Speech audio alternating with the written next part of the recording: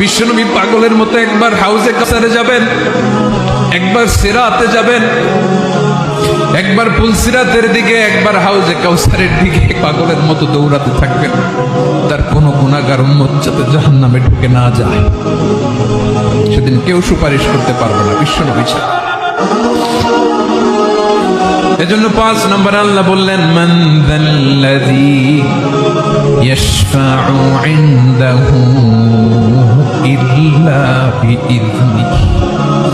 কার সাহস আছে, কার এত বড় বুকের পাটা কিয়ামতের কঠিন দিন আল্লাহর সামনে দাঁড়িয়ে সুপারিশ করবে? কারো ক্ষমতা, কারো ক্ষমতা নাই।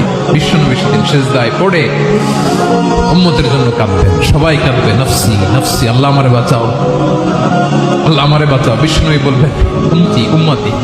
বিশ্বনবী আমার জন্য কাঁদবেন, আপনার জন্য কাঁদবেন, আমাদের জন্য সেদিন কেঁদে কেঁদে জাহান্নামের দরজায় দাঁড়িয়ে আমাদেরকে টেনে টেনে জান্নাতে ঢুকাবেন। এজন্য এই বিশ্বনবীর ভালোবাসা যেন আমাদের হৃদয়ে ভরপুর থাকে। আমার ভাইয়েরা, প্রতি শুক্রবার বিশ্বনবীর উপরে বেশি বেশি যেন আমরা দুরূদ পড়ি। আমরা যখন বিশ্বনবীর সালাম দেই, দুরূদ পড়ি,